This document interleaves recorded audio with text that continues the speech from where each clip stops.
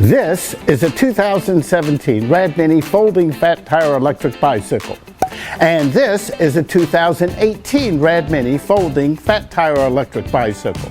I'm the Gadget Guru, Andy Parr, and when I come back, I'm going to show you the difference between this model and this model. And trust me when I tell you, the difference is more than just being black or white. So stay tuned, because that starts right now on the Gadget Guru.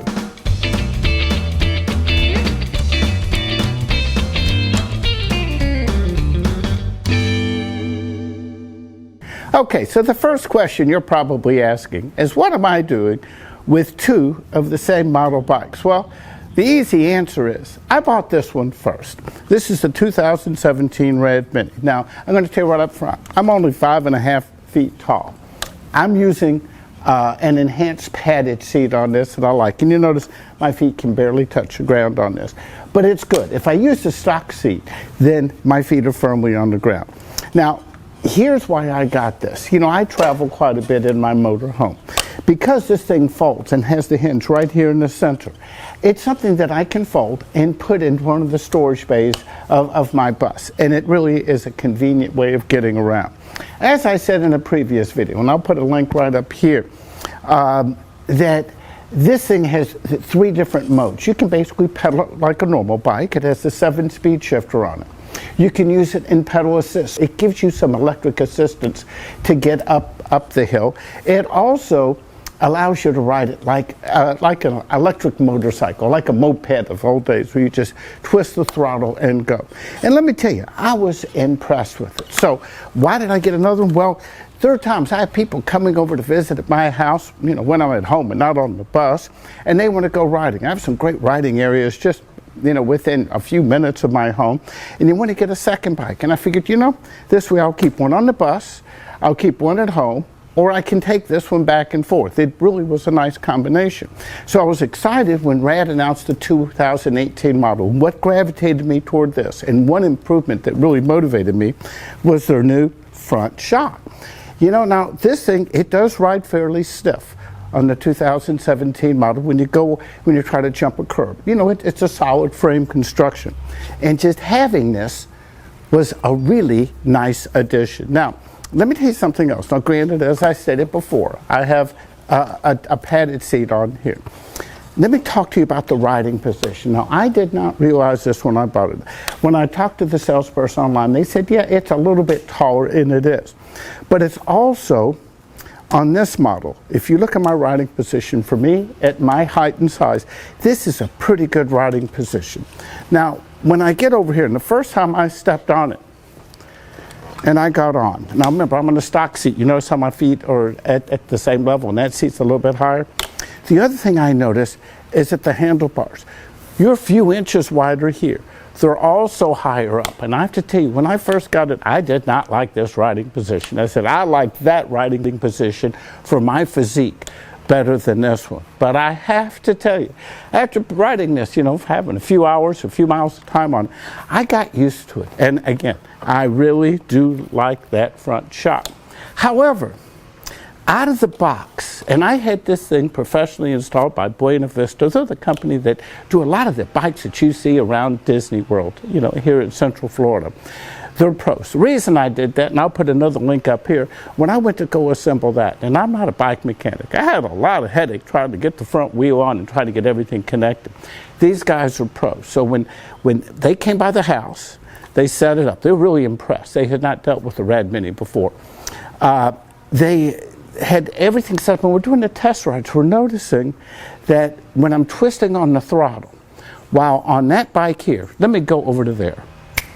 That was a pretty good move, huh? Now, back to the throttle. On this one, as I twist the throttle, you know, in electric mode, or even while I'm in pedal assist mode, it was smooth. It engaged fairly close up to the range here.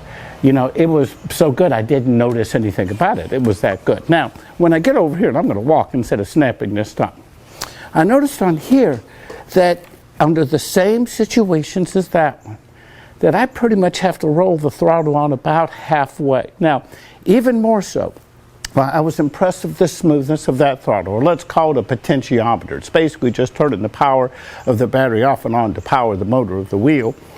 That on that one there, it's very smooth.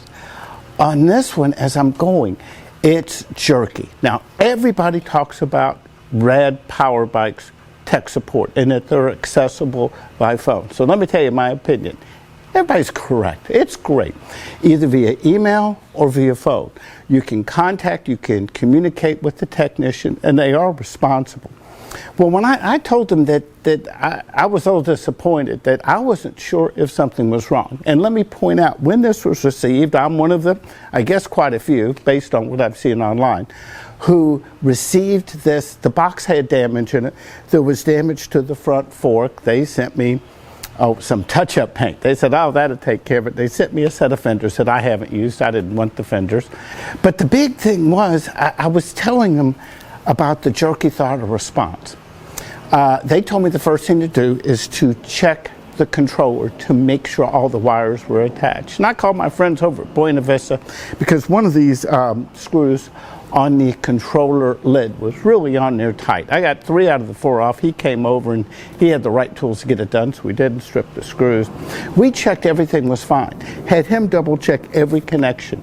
Everything was fine. So of course, what do? I mount a camera up and I send them the, what I'm experiencing. Well, they did get back to me. And again, I got to take my, the tip of the hat to them for responding. That's not the same with other manufacturers who are importing their products from overseas. They basically take boxes and ship them out. That's a very good thing to say about Rad Mini. Well, here's what they said, and I'm just going to read this to you.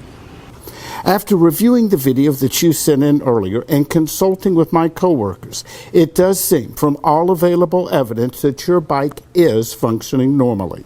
What you're feeling is the difference in the programming between the 2017 and 2018 bikes. The throttle in your minis are torque controls, meaning they don't control speed, but instead the amount of torque applied to the motor. The programming used on the 2018 Mini lets the power come on differently than on your 2017, which means that the former sends slightly more wattage to the motor than the latter would when the throttles are in the same position. Also, there is a dead zone at the low end of the range on your throttle sensor, which, from your video, you appear to be on the edge of.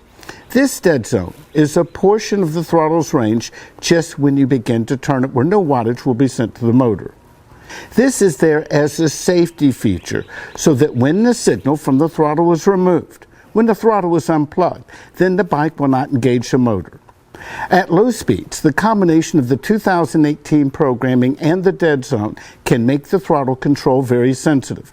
And if you try to maintain a very slow speed of less than 3 to 5 miles per hour using only throttle, the motor will fluctuate between sending 0 watts and less than 100 watts, which can make for a jerky ride. To avoid this, we recommend using pedal assist to maintain lower speeds, conserving consistent throttle use for higher speeds. Okay, there's a more powerful motor on this, but I gotta tell you, it wasn't as pleasurable riding this one as that one when it came to the way that the throttle or potentiometer or this little twist grip thing right here reacted while I was driving. So here's what it did. In Rad Mini, I gotta tell you, not a lot of companies will do this. They said if I get it boxed up, they'll send me a label, I can send it back, and they'll give me a refund on it. And I said, let's try one more thing. I said, I've really grown to like this bike a lot, other than this issue here. Can we try a new controller first? So they did. And about a week or so later, it arrived, and I called Dave from Buena Vista back over. We installed it, and there was no change. And here, let me just give you some demos. I'm going to roll some video in while I'm talking, just to show you what it's doing. You can see the display, of what it's doing. You can see how I'm twisting the grip. You can see how far I have to twist for it to be reacted. Now, let's switch over to the 2017 Rad Mini, and you'll see I'm doing the same actions on this bike, and it's just reacting, and it's just much smoother. Now, I gotta tell you, I'm going to be sending this back. And that's that one over there. I'm going to be keeping this one. I'm hoping when they get it back, that, maybe there is something wrong with this. Maybe there's something loose that I just don't know how to do. And then if that's the case, they'll say, okay, you are correct. Yours was not functioning properly, and they'll send me another one. If not, they'll refund my money. But I tell you what I'm going to do next. Since I do want 2 bikes, and since this is going to take a while, and my summer travel season's coming up, I'm going to go in and try a different bike. Now, let me say this up front. I'm not a bike expert, and I've turned to the Electric Bike Reviews website to guide me in my shopping. Now, this site has detailed reviews on just about every e-bike on the planet, and you can spend hours upon hours perusing various models and watching videos. Considering that many e-bikes are sold direct and not through dealers, having this level of review and demonstration is a very good thing to anybody considering an e-bike. Since my next bike doesn't have to be a folding bike, I would like to find one with at least somewhat of a fat tire. I'm considering various models and hope you take a minute to vote in my YouTube poll of which one I should consider as my next e-bike. While I have not heard of the Surface brand before turning to EBR, they have 2 models that have caught my attention. The first is the Rook, which based on reviews is simple to assemble and includes top quality components. The next one is the Shred, which offers fatter tires. The Teo bike also looks interesting as it offers many of the features I'm seeking. I've heard some good things about Saunders, and they have a couple models that I'm considering. Finally, while it looks more like a vintage mini bike than it does a modern e-bike, the Lithium Cycle Super 73 is an interesting model to ride around my area. So give me a bit of time and check back, and I'll provide an update on which model I choose. And don't forget to cast your vote or to leave your comments below or in your favorite forum. Now, if you like this video, well, you might like one of these. So just take a moment and click around. I cover a lot of motorhome, camping, travel, and recreational products. Don't forget to like us on Facebook and to subscribe right here on YouTube. That's it for now. I'm the Gadget Guru, Andy Parr.